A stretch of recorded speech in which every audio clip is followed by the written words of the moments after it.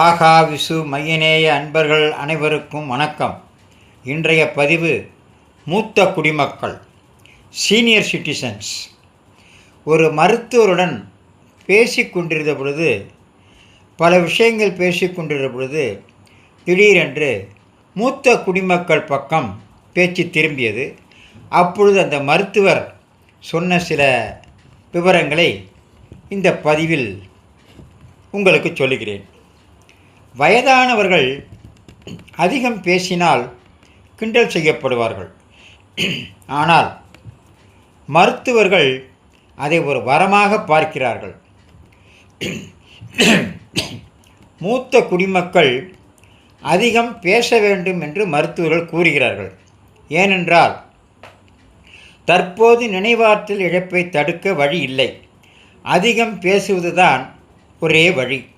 மூத்த குடிமக்கள் அதிகம் பேசுவதால் குறைந்தது 3 நன்மைகள் இருக்கிறது. முதலாவதாக, பேசுவது மூளையை செயல்படுத்துகிறது. ஏனெனில் மொழியும் எண்ணங்களும் ஒன்றுக்கொன்று தொடர்பு கொள்கின்றன. குறிப்பாக விரைவாக பேசும்போது இது இயல்பாகவே சிந்தனையை விரைவுபடுத்துகிறது, மேலும் நினைவகத்தை மேம்படுத்துகிறது. பேசாத குடிமக்களுக்கு ஞாபக மறதி ஏற்பட அதிக வாய்ப்புகள் உண்டு. இரண்டாவதாக, அதிகமாக பேசுவது மன அழுத்தத்தை குறைக்கிறது, மனநோயை தடுக்கிறது மற்றும் மன அழுத்தத்தை குறைக்குது.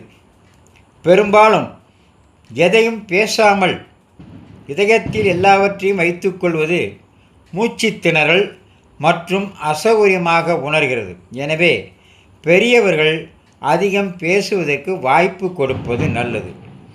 மூன்றாவதாக, பேச்சு முகத்தின் சுறுசுறுப்பான தசைகளுக்கு பயிற்சி அளிக்கிறது. தொண்டைக்கு பயிற்சி கிடைக்கிறது. நுரையீரலின் திறனை அதிகரிக்கிறது.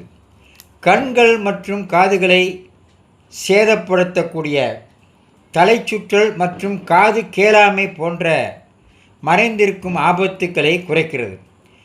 ஆக சுருக்கமாக சொன்னால், ஓய்வு பெற்றவர், அதாவது மூத்த குடிமக்கள், சீனியர் சிட்டிசன்ஸ், அல்சைமர் நோயை தடுப்பதற்கான ஒரே வழி உங்களால் முடிந்தவரை பலருடன் பேசுவதும் சுறுசுறுப்பாக பழகுவதும் தான்.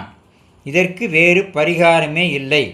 ஆக மூத்த குடிமக்கள் அதிகம் பேசுவது நல்லது.